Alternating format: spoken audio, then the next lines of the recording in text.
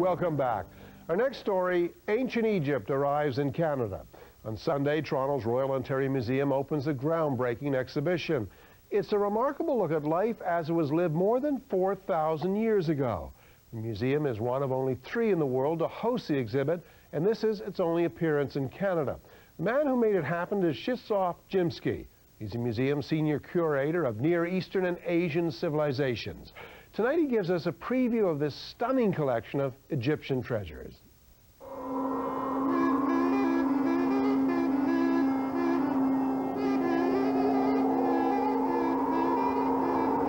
I felt we deserve a big show for the year 2000, and what is better for the museum than to celebrate by showing a 5,000 years old civilization. We are friends with the French and the Americans, so working together with our colleagues from the Louvre and Metropolitan Museum of Art, we were able to convince them that we are equal partner.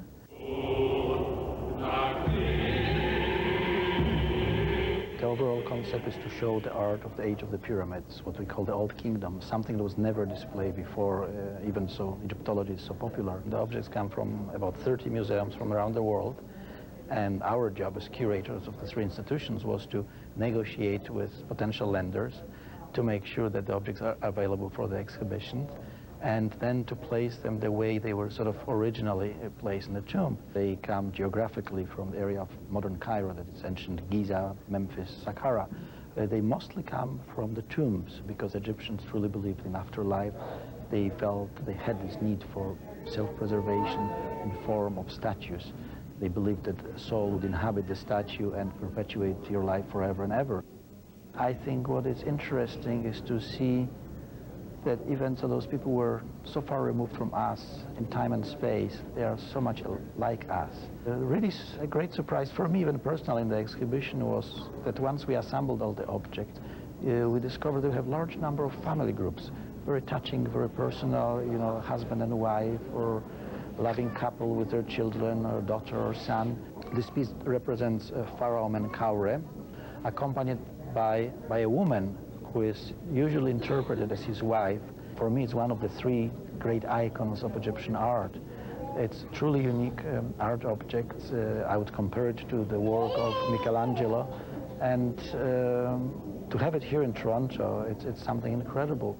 The beautiful couple, king and the queen, very idealized, but also very human, you know, with holding each other. It's a very serene piece, and even so, we do not have any pyramid here in this exhibition. We have a more important thing. We have a statue showing the men who built the Great Pyramid in Giza. It's from a museum in Hildesheim in Germany. It's a very powerful statue. Ordinary individuals, when they reach status of successful men of wealth and importance, they would not have to work manually, which meant that they could just sit in the shadow and eat and get bigger and bigger. So this was also a message to us that this was a successful man because he was so big and fat. One important mini project for us within this larger exhibition was to bring together objects from the tomb of Mechechi. We have 2 slabs, 2 reliefs from that tomb in our collection, and thanks to this exhibition we managed to also show objects which are now stored in Kansas City, in New York, in Berlin, together with the Toronto piece. So for the first time since the tomb was discovered by tomb robbers back in the 19th century, it's exciting, it's incredibly exciting, and I just can't believe that some of the masterpieces, which I only knew, well, I knew from museum visit, but which most of the students and visitors know from history books, from art history textbooks, that they are here in Canada. It's something extraordinary. It's a thrill, so much so that I was even touching the crates in which the object arrived. You know, I couldn't wait to see them unpacked and displayed. I'd like to keep them here forever and ever. But as you know, the lenders, they want their masterpieces. Some of the objects in this exhibition never left the museums that they were normally preserved. Statue of Sepa, high official of the pharaoh, the very first object one sees when entering the exhibition, has never left the Louvre since its discovery or acquisition back in 1837. So these objects are very important for the lenders, and they have to be returned, unfortunately.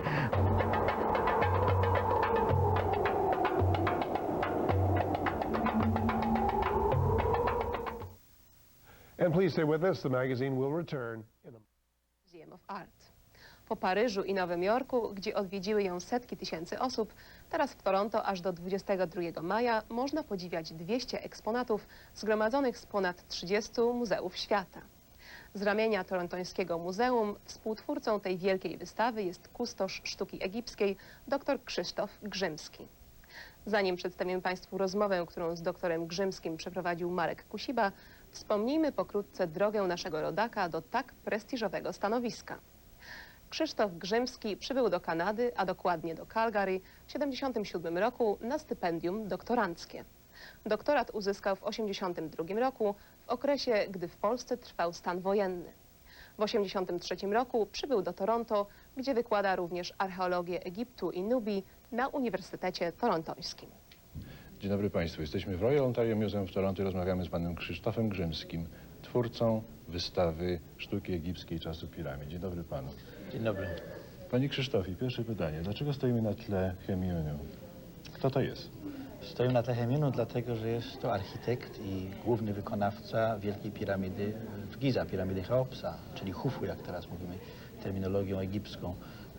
Nie mogliśmy całej piramidy sprowadzić z oczywistych względów do Toronto, więc pomyślałem, że musimy mieć chociaż statuę, rzeźbę przedstawiającą budowniczego tej piramidy. No a poza tym jest to wspaniała, ogromna rzeźba pokazująca tego successful man, jak to byśmy po angielsku powiedzieli. Czy dlatego jest taki tłusty na tej rzeźbie? Tak, to był symbol sukcesu.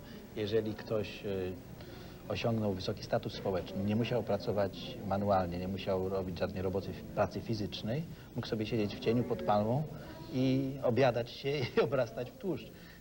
Wyjątkiem są rzeźby faraonów, gdzie oni są przedstawiani jako wiecznie młodzi i w dobrej formie fizycznej, ale to dlatego, że musieli być tacy ze względu na wierzenia egipskie. Natomiast osoba prywatna, im tłustsza, tym bardziej ważna. Pan jest też symbolem sukcesu dla nas. Pan był jednym z 3 organizatorów tej wystawy, która objechała już Paryż, Nowy Jork, teraz jest w Toronto. Jak do tego doszło, że tak wielka wystawa, tak wspaniała, jak pan się znalazł w tym cudownym kombie? No ja pierwsze w ciągu ostatnich 3 lat pracuję nad tą wystawą, utyłem 10 kg, także jestem na drodze do sukcesu. Czy dlatego, że siedział pan pod palmą i Nie, patrzył wprost na przeciwnie. Normalnie od 14 lat pracuję w Sudanie i rok wjeżdżę na wykopaliska, gdzie dochodzę do świetnej formy, wracam opalony i szczupły. A teraz pracując nad tą wystawą nie miałem tej okazji, tylko siedziałem właśnie w kawiarenkach paryskich i rozmawiając z kolegami. Pół żartem, pół serio o tym mówię, dlatego że rzeczywiście pomysł wyszedł nie od nas. Pomysł był pani Christiane Ziegler, głównego kuratora w Muzeum Louvre w Paryżu, która zaczęła współpracę z Doroteą Arnold, pochodzącą zresztą ze Śląska, Niemką, która jest głównym kuratorem sztuki egipskiej w Metropolitan Museum of Art w Nowym Jorku. I Christiane Ziegler z Paryża zaprosiła także nas i mnie osobiście do udziału w tej wystawie. Także nasza trójka zebrała się najpierw w Bostonie latem 96, a potem już regularnie od wiosny 97, żeśmy spotykali się co kilka miesięcy, wybierając obiekty, dyskutując zawartość, tekst, negocjując te wszystkie pożyczki z różnych muzeów. Jest to dosyć skomplikowany i długi proces, bo wiele obiektów w tej wystawie to są często najlepsze obiekty w danym muzeum i te muzea nie chcą się pozbywać swoich obiektów na zbyt długo. Chemiunu na przykład mamy go dlatego, że Muzeum w Hildesheim koło Hanoweru przechodzi w tej chwili przebudowę. Dzięki temu dostaliśmy ten obiekt. Niech mi pan powie łaskawie, dlaczego te postaci na tych obeliskach, te rzeźby są tak blisko siebie, tak się do siebie tulą? Widocznie bardzo byli jakoś związani blisko ze sobą rodzinnie. Mamy sporo tych grup rodzinnych. Nie tylko żona, mąż, ale także żona, mąż, dzieci, jedno dziecko, 2 dzieci. Życie rodzinne musiało być bardzo ważne dla starożytnych Egipcjan. Nie ma co do tego wątpliwości, patrząc właśnie na te rzeźby, a także studiując teksty, gdzie widać, że żona na przykład miała bardzo duże prawa dziedziczenia majątków. Także to jest dosyć ciekawy aspekt życia w Egipcie, który jest nieznany ogólnej publiczności. I to ciekawe, że pan to zaobserwował, bo to jest coś, co wychodzi poza samą przyjemność estetyczną z oglądania takiej wystawy, że możemy zobaczyć pewną intymność, taką bardzo takie ludzkie podejście do życia. Coś, co chyba jest największą, mi się osobiście wydaje, największą niespodzianką tej wystawy, że ci Egipcjanie są tak bardzo jak my że nie są różni od nas, ludzi XX czy XXI wieku, że te 4600 lat jakby właściwie nie istniało. Czyli po prostu tak jakbyśmy wkroczyli w tamtą epokę sprzed 4500 lat i kontynuowali ich dzieje. Jako że, jak mi pan kiedyś powiedział, poprzez to, że jesteśmy na tej wystawie i poprzez to, że patrzymy na tych ludzi wyrzeźbionych, zaklętych w te kamienne pomniki, przedłużamy ich życie. Tak, zgodnie z wierzeniami Egipcjan, za każdym razem, kiedy wspomina się, wymawia się nazwisko czy imię zmarłego, przedłuża się jego istnienie i w pewnym sensie sama obecność tu w ogóle nasza i tych rzeźb powoduje, że zgodnie z wierzeniami egipskimi oni istnieją. I ono, wie pan, oni rzeczywiście istnieją. Który z nas może liczyć na to, że jego imię będzie wspomniane po 4500 lat? To jest coś zupełnie niezwykłego. No i oczywiście znakomity stan zachowania. Zamówił już pan rzeźbę swojej postaci? No, jeszcze nie jestem odpowiednio na wadze, nie przybyłem odpowiednio, ale kto wie, kiedyś może jakiś, wie pan, nieduży obelisk z napisanym hieroglifami nazwiskiem Krzysztof Grzymski, byłoby dosyć ciekawe i oryginalne. Zresztą, wie pan, właściwie i nawet w polskiej architekturze dużo jest tych elementów piramid czy obelisków, także ta sztuka i architektura egipska wpłynęła nawet na naszą tradycję, na naszą architekturę. I to jest też dosyć ciekawa rzecz. Zresztą Polska w wypadku egiptologii ma świetną i długą tradycję, jak pan wie. Cała szkoła profesora Michałowskiego ze znakomitymi odkryciami. Od kilku lat także od kopaliska właśnie z okresu Starego Państwa na cmentarzysku w Saqqara, jednym z głównych pól piramid. To jest wkład, który jest naprawdę na światowym poziomie. Wie pan. Polska stoi na pewno wyżej niż na przykład Kanada pod względem pozycji w archeologii Egiptu, czy w ogóle archeologii śródziemnomorskiej. I to jest dodatkowo przyjemna rzecz dla mnie jako archeologa kanadyjskiego, polskiego pochodzenia, że ja mogę wysłać moich studentów stąd, czy to na polskie wykopaliska do Egiptu i Sudanu, czy to w ogóle na jakiś trening czy sesję do Polski. Panie Krzysztofie, chciałem panu bardzo serdecznie pogratulować tej wystawy, podziękować za to, że pan ją tu nam przywiózł. Co by nam pan chciał powiedzieć na koniec naszym widzom, którzy będą się na tą wystawę wybierali? Tak, że to nie jest wystawa dla mnie, tylko jest właśnie dla widzów, dla wszystkich, dla Polonii, dla wszystkich Kanadyjczyków, że cena biletu jest wliczona w cenę po prostu wejściówki do muzeum. Nikt nie musi płacić dodatkowego biletu nawet na tą wystawę. Natomiast uprzedzam z góry wszystkich tych, którzy planują przyjść w czasie weekendu, że lepiej z góry zarezerwować sobie godzinę wejścia, dlatego że w czasie weekendów zwłaszcza mamy spory tłok i często pierwszy weekend wszystkie bilety były wyprzedane. Więc wystarczy zadzwonić do muzeum i zamówić bilet i przyjść. Serdecznie zapraszam.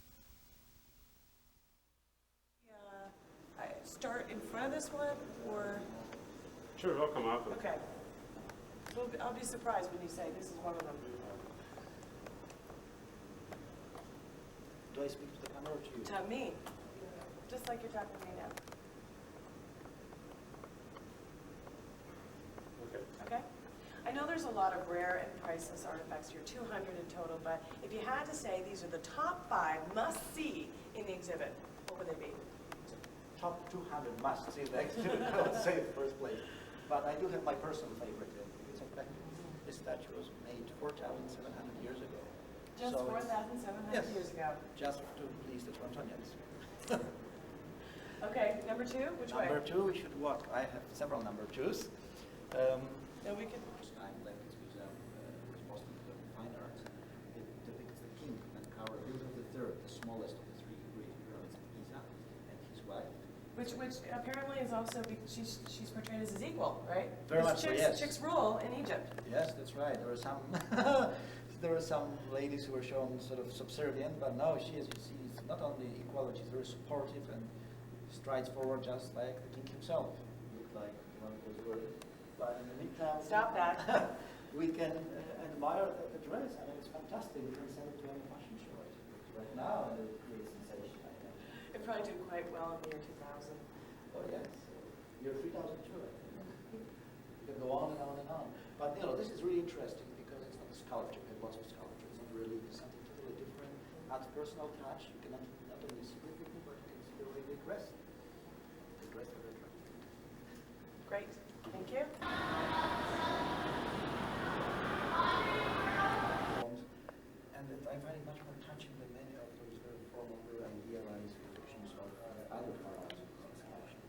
this is still my favorite from the Louvre. Now, how much is This is from several museums, but from the same show. Toronto, Kansas City, New York City, Berlin. So it's a once-in-a-lifetime opportunity to see our Toronto object in its proper context. And I think for visitors in the future to Rome, they will now be able to see what it was like originally. one question? The Egyptians are very suspicious people. Is there any chance that by putting all 5 pieces of this tomb together that, you know, we're all going to be cursed with some sort of bad luck or misfortune? On the contrary, Egyptians, in their beliefs, they wanted their names to be repeated again and again and again. So every visitor who comes here and reads the name Mechechi, he will be protected, I suppose, by Mechechi forever and ever. So no, please come and read the names. And there will be no curse. Mechechi. Mechechi. Mechechi. Mechechi. Mechechi. Mechechi. That's right. We are protected for hundreds of years from now on. Look, he survived for 4,500 years. His memory, his name. It's the same chance for us. Thanks. Great, thank you. Thanks. You know what, I want to do that. Stuff.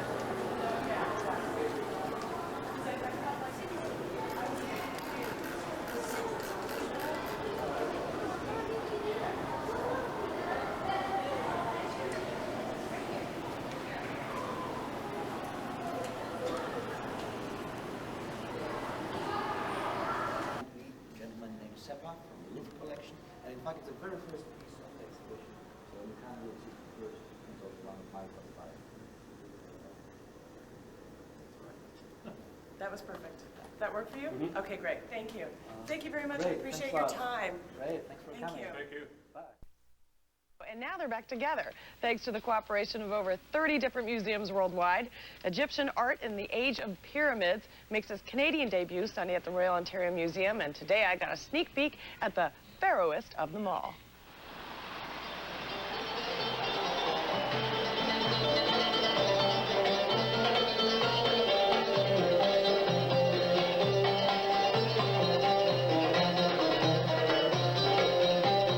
I welcome you, my initiates, and bid you commence with your learning with the building of a great pyramid. Well, this is the pyramid making room at the ROM, and it's the closest I've ever been to Egypt. But downstairs, there's over 200 Egyptian artifacts that make up the greatest exhibit ever. Okay, so where do we put these now? Under there. Up here?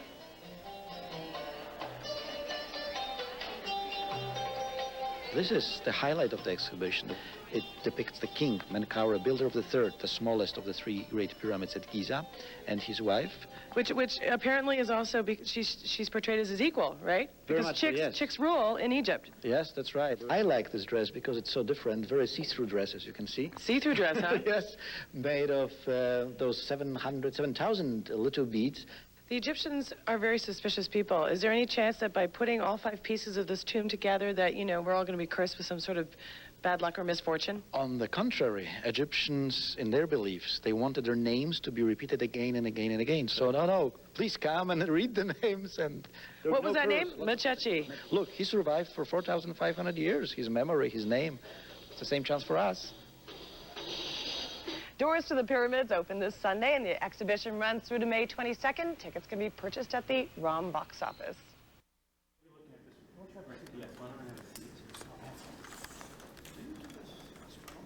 I do. As a matter of fact, yeah, I don't wear many hats, but I'm, yeah. Yeah, that's what I know. And my brother recognized it first. Yeah, that's what I said, that I know you from a discovery, but from astronomy thing rather That's than... right. Well, I noticed some astronomical references in some of the artwork here. So the sky band, for example, in one of them. Oh, that's another story, you know. There's a lot been written about the alignment of the pyramid. People have been suggesting that it had something to do with the 3 pyramid, maybe, you know, the belt of Orion. Oh, it is. That's exactly what I'm thinking. Yeah. But you know, the best person for Oh, I can call Lisa. I'll have to use Carl's phone again if I can. But the best person is Robert Chadwick, C-H-A, Chadwick, to discuss the solar and stellar associations. Created their own cultures. Well, it's amazing that even in these startlingly, so even in that, but then when we're finished with that, and the interview is over, we'll move the camera so we have an establishing shot of the 2 of you together, and then finally we'll all sit where you are, and we'll we'll have Jay asking questions, and then I'll put the two together. Yes. And it will all come out amazing. Once you know the answer, then you'll be able to.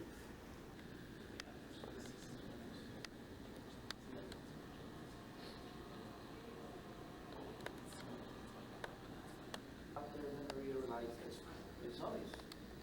It's the museum, so part of it is tribute. I don't want to stop. So, It's not very fun fine. right now. I just twist it. Might be like that. That's too much. But looking at Just lean a bit forward a second. You know, it's the naturalness that television requires. Point this way, aim that way. this I can do. The toughest Jay, part is The toughest part is it's not the physical thing. The toughest part is to answer the questions or to replay the answers second or third time because I'm not a professional actor. you, in all likelihood, you won't have to do that. And you'll say, Krzysztof Grzymski is an Egyptologist and curator of a new exhibit at the Royal Museum called Egyptian Art in the Age of the Pyramids. Welcome to Discovery Connection. Thank you. Dr. Grzymski, the Old Kingdom is described as the first great flowering of Egyptian culture. Why do we think it happened then? We don't know what happened then, why the civilization developed. We know the dates. There must have been some event, some maybe spiritual, I don't really know, but at the same time it's a result of 300 years of gradual development of show. But first, say the words ancient Egypt, and a host of images springs to mind: pharaohs, mummies, and of course pyramids. But ancient Egypt was not just one place and one time. It was a series of civilizations along the Nile Valley spanning thousands of years. This week, the Royal Ontario Museum in Toronto unveils a new exhibition called Egyptian Art in the Age of the Pyramids. Its focus is the first great period of Egyptian history, a time Egyptologists call the Old Kingdom. It was this period, roughly between 2650 and 2150 BC, that saw the construction of the pyramids and the development of the artistic style that is today instantly recognizable as Egyptian. All week long at Discovery Canada, we'll be running stories on the Old Kingdom and the science involved in bringing this lost world to life. More on that later. Right now, let's go to the Royal Ontario Museum for the opening festivities and a conversation with the new exhibition's curator.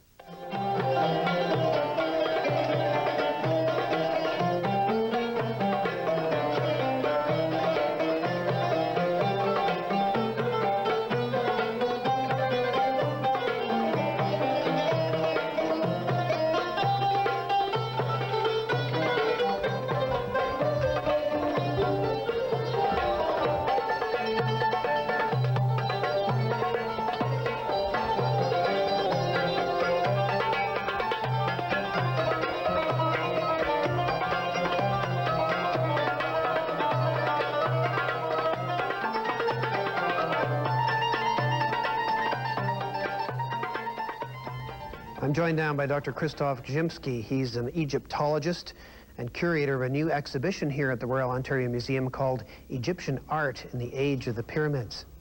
Welcome to Discovery Connection. Thank you. So, Dr. Grzymski, the Old Kingdom seems to represent the first great flowering of Egyptian culture. Why did it happen then? We don't know why it happened then, why the civilization developed. We know the dates. There must have been some event, something maybe spiritual, I don't really know, but at the same time it's a result of 300 years of gradual development of technology, of writing systems, something we called archaic period, when they were really trying for the first time, trying to do stone sculptures, trying to develop writing systems. And after this trial period of about 300 years, with the third dynasty, the beginning of the Old Kingdom, the age of the pyramid, they finally said, wow, we can do it, and they built the first pyramid. And it went uphill or downhill ever after. It couldn't be an artifact, could it, that the archaic period was actually much richer and we just haven't found the stuff? No, I don't think. We found quite a lot of stuff, and even in our Rome collections, we are pretty strong when it comes to archaic period. Some objects made of gold and stone. No, it was the scale. They tend to be much smaller. They were getting really masterful in making small stone vessels, very beautiful ones, but very small. Stone small stone sculptures, weights, etc. But it was still a scale, it was still a stage of experimenting rather than full flowering, Not which a flowering, we see in right. that. Now, speaking of flowering and the great art of the Old Kingdom, is there a piece that you could choose from the entire exhibition that, to you, typifies what art was like in the Old Kingdom? This is always the most difficult question, because I said that 200 pieces in the exhibit are already curatorial choice. But there is obviously an icon of the exhibit, and this is this wonderful, unique, fantastic statue of Pharaoh Menkaure and his wife. Menkaure was the builder of the small pyramid at Giza, but he's better known visually than other pharaohs simply because more statues representing him were found. And the single most beautiful one, I think, and many colleagues would agree, is a statue that we have on display right now in Toronto, which is permanently housed in Museum of Fine Arts in Boston, and the first time in its history, in fact, it was sent on the road. Dr. Grzymski, what does the art as exemplified by this exhibition tell us about the people of the Old Kingdom? First of all, it shows us what they look like. It shows us also the mastery they achieved at this very early stage of human development generally, not just Egyptian. We talk about one of the oldest civilizations in the world. And thirdly, it really let us know those people very well. We can enjoy the daily life, looking at scenes of families, you know, with children and their animals, the servants, etc. So it's a very charming depiction, not just great art, but sometimes all the insight into the life of Egyptians 4,500 years ago. Now, talking about icons, the icons of the Old Kingdom are obviously the pyramids, and everybody's seen them, but what do they tell us about the society that built them? It was very difficult to bring a pyramid to this exhibition, as you know. It probably wouldn't fit inside the museum. It certainly would not fit inside the museum to start with. But we do have one block from the pyramid, just for those people who believe in pyramid power. They can come and hum and enjoy the pyramid. But yes, one of the most fascinating aspects for me personally is not even the engineering achievements of the Egyptians to build a pyramid, but the administrative and managerial skills it took to organize this huge crowd of people to deliver the blocks on time, to feed everybody, to make sure that construction progresses properly. And this is something that tends to be overlooked, you know, that they were the first true successful managers. And in fact, they were the inventors of bureaucracy. Maybe they should be cursed for this, perhaps, something. But no, they were wonderful organizers, and that's something to be admired. Otherwise, it would not be possible to deliver 2.6 million blocks on time and to build and on schedule and to build magnificent structure. One of the highlights of the exhibit is statue of Hemunu, the man who was probably a nephew of the pharaoh Cheops, or Khufu, builder of the Great Pyramid, and the man who was responsible, in fact, for the construction of the Great Pyramid. So we have a block from the pyramid and a statue of the builder of the Great Pyramid. And I think this would be really of great interest too.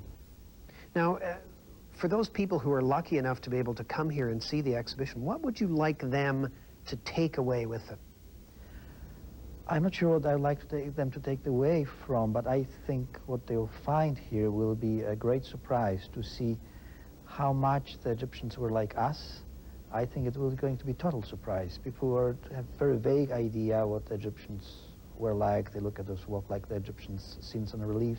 But in sculpture, they would see something that will be really amazing, that they are very much like, say, classical Greek Roman sculpture or like work of Michelangelo. So I think the great surprise will be the quality of the art, the charms of objects of daily life and scenes depicting daily life, and the overall sense of enjoyment of life. You know, those objects, almost all of them, come from the tombs or funeral temples, and yet what they celebrate is they don't celebrate death, they celebrate life. They wanted to live forever. You know, eternity, being immortalized was one of the most important tasks for the Egyptians, the whole purpose of creating those art objects. And I think they really succeeded. They overcome the problems, they won the battle against time. We repeat their names 4,500 years later. And I think this is what will come through from this exhibition, this joie de vivre, joy of life. Thanks very much, Dr. Grzymski. Thanks. Thank you very much. That was Dr. Krzysztof Grzymski, curator of Egyptian art in the Age of the Pyramids. That's a new exhibition of artifacts and sculpture from Egypt's Old Kingdom. It opens this week at the Royal Ontario Museum. And even if you can't get to the ROM in Toronto, you can discover ancient Egypt right here on Discovery. Just tune in to @Discovery Canada at 7 Eastern, 8 Pacific, Monday through Friday for a week-long series about the Old Kingdom. Monday's story takes you behind the scenes as this exhibition is planned and mounted. On Tuesday, a look at daily life in the Old Kingdom. Wednesday's show will answer the question, how were the pyramids built? On Thursday, a profile of the Canadians whose discoveries helped make this exhibition possible. Finally, we'll end the week with a fascinating story about how hieroglyphs were deciphered, the breakthrough that has allowed us to retrieve the names and the history of the Old Kingdom almost 5,000 years later. And for even more about the Old Kingdom, be sure to check a special Egyptian section. Przed naszą erą. Wtedy powstały pierwsze prawdziwe piramidy. Mieszkańcy Toronto obecnie mają okazję bliżej poznać sztukę starożytnego Egiptu z okresu piramid na unikalnej wystawie w Royal Ontario Museum.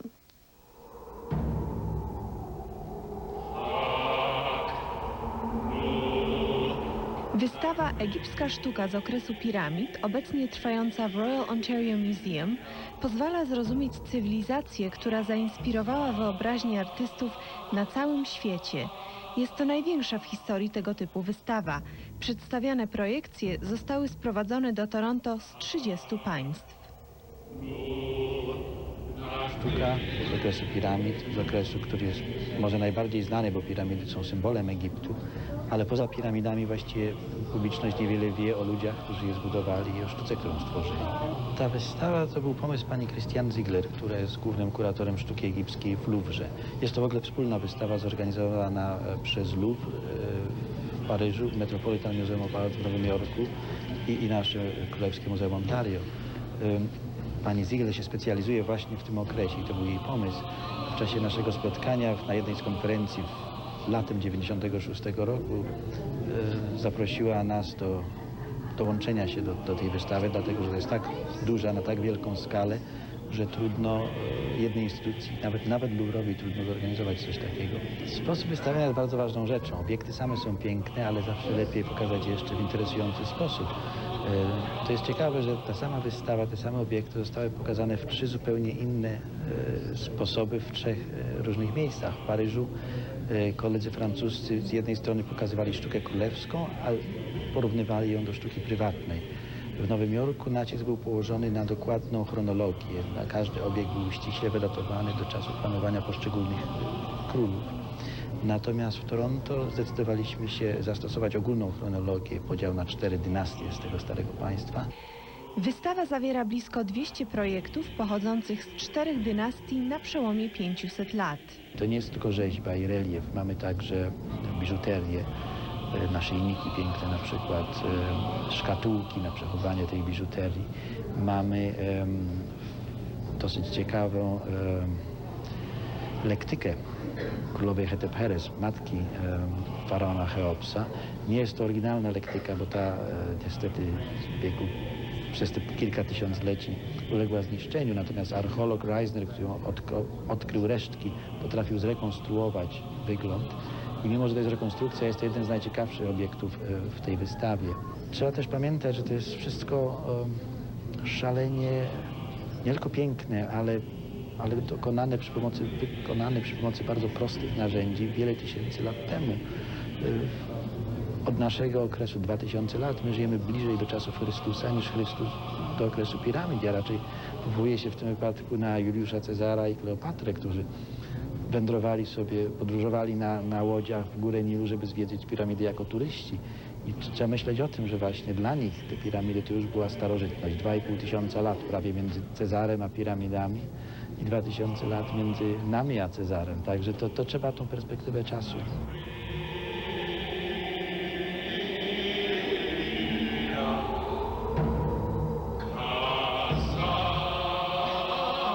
Wystawa Egipska sztuka z okresu piramid trwa w Royal Ontario Museum do 22 maja bieżącego roku. Of May. Everybody, this is Krzysztof Grzymski, and he is the curator for this particular exhibition. Good morning. Good morning. Please tell me a little bit about what's going on right here now at the Royal Ontario Museum. It's the only nice and quiet moment right now, because yesterday on the first day of the exhibition, the room was full. It was crowded. We sold out all the tickets. The show is arranged chronologically, so we are right now in the very first room where we can see the statue of Sepa from the Louvre, our partners. The exhibition was organized jointly, as you know, with the colleagues from the Louvre Museum and the Metropolitan Museum of Art. We start with the third dynasty, the first builders of the pyramids, people who built the very first pyramid, the first stone monument on earth at Saqqara, pyramid of King Djoser. We've got here in this room not only statuary, we've got rather beautiful relief of Aahti, who was a royal architect of one of those kings, perhaps of Djoser. Let's talk about how old these pieces here are. in this room we speak about objects dating to about 2600 BC, so 4,650 years old. Wow. That's one of the most amazing things when you consider the state of preservation. The three beautiful small statuettes, one from Leiden, one from Louvre, and one from Turin Museum in Italy, they are wonderful examples of archaic, really early royal, early Old Kingdom art, but you can see there that they still have problems with depicting human beings. They're all very cubic. They practically have no necks. The Egyptian sculptors had this problem all the time of separating the head and the body. Okay, well, thank you very much. And we're going to find out more when we come back, take a look around. We're going to take a break. We'll see you guys. And I am back with Krzysztof Grzymski. He is the curator. And what we were just looking at, tell me a little bit about this. Well, that's the most exquisite exhibition, object, icon of our exhibition, statue of King Menkaure and his wife, dating to about 2500 BC. He was the builder of the smallest pyramid at Giza, but his statue is the best of all found in Giza. If you look at all the muscles depicted by sculptor in slate or grey wacke, it's the proper name of the stone. The statue is unfinished, in fact, because the back is not polished and there is no inscription, which would normally be placed at the base of the inscription of the statue. Do we know why this wasn't finished? Probably because king died, and when one king died, they were immediately moving all the sculptors, all the architects to the next pyramid and the next rulers. But I think it really has much better effect, artistically speaking, the contrast between beautiful polished torso and head and unfinished background. Okay. We also have some reliefs, as you see, and statues of officials, often in pose of a scribe. And in the fourth dynasty, which we are in right now, the position of scribe was limited only to the royal sons. Here you have Setka, one of those scribes, was probably a son of Cheops, maybe, again from the Louvre Museum. But we have objects from many other museums, including Toronto. The only reconstruction, the only non-real object is this wonderful carrying chair of Queen Hetep-Heres, which is really an exquisite piece. The wood was found rotten. It looks brand new. Well, exactly, because it was put together by conservators in the Museum of Fine Arts in Boston. But it's exquisite. It shows you how the queen was carried. She didn't have to use toboggans and sleds. You know, the weather was much more the Live crew yes. sometimes carries no snow, me like this. plenty of sand, though. You know, they had sandstorms very much the way we have snowstorms here. And it was originally finished with all the gold finials and was used for carrying the queen. Wonderful. Something else before we leave? Yes, this is sort of ladies' corner we put here. Beautiful statue in alabaster of one of the ladies from the fourth dynasty, as well as this very intriguing sort of see-through dress, which was made. Did you wear anything underneath that, or was that? Well, I don't know. It has to be tested, I suppose. Made of 7,000 small beads with fragments of gold as well. It's really something most intriguing, and as you said, I don't know how they wore it. You catch a lot of attention wearing that dress. Well, thank you very much. We're going to head back to the station with Anne, and we'll see you guys in a bit. Thanks, Chris. And I am back with Krzysztof Grzymski, and he is the curator. We've been taking a look at different pieces of art. Let's take a look at this one right here. And who is this? This is Him Yunu. He was the builder of the Great Pyramid, and we had problems of bringing the entire pyramid to the museum. So we decided instead to bring his statue. He was the chief manager and architect of the Great Pyramid at Giza, and he himself is quite statuesque. He's a big boy. big boy. In Egypt, you know, if you were really successful in mature age, you will depict it as a big, fat person. This meant that when you're really successful, you did not have to work with your hands. You could just rest, eat, and be merry. Wow. And, but I thought we should really show you, yes, follow your heart as long as you live. We used in the exhibition sort of proverbs or wisdoms written by an ancient Egyptian writer. His name was Ptahhotep. Okay. And we have those texts every now and then. Everywhere along the museum. I really wanted to show all those lovely statues since we've got St. Valentine's Days, and Egyptians were really very fond of depicting loving couples, as you can see. And these people are getting a little too loving. Very loving. Stopping short right here. That's Tell me right. about these two. The statue of Memi and Sabu from the Metropolitan Museum of Art in New York. And it's unusual because normally you have the woman putting her arm around man's. In this case, as you see, this man is rather assertive, maybe that's the word of putting it. Yeah, a little assertive. And maybe he knew about St. Valentine's Day to come. He's a hands-on kind of guy. Very much so. But we've got quite a number of those loving couples in the exhibit, so you should come here. And you know, the important thing is that we are not even charging any special fee for the exhibition. No. You pay it with the main admission. Okay, so you have to come down here, especially for Valentine's Day. You have to come down today. And you can actually come down right until the 22nd of May. We're going to take a break, and we'll see you guys a little bit later. Statue of Kai, vizier or prime minister in the time of the 5th dynasty of the Old Kingdom. He's wonderful because of those inlaid eyes made of rock crystals, calcite, magnesite, and copper. Very much lifelike appearance, and this is really incredible and something that I can't stop just looking at. Okay. It's very wonderful. But we have many other pieces. We not only have sculptures, you know, one of the most important assemblages for us was to bring together those blocks from a tomb of high official whose name was Mechechi.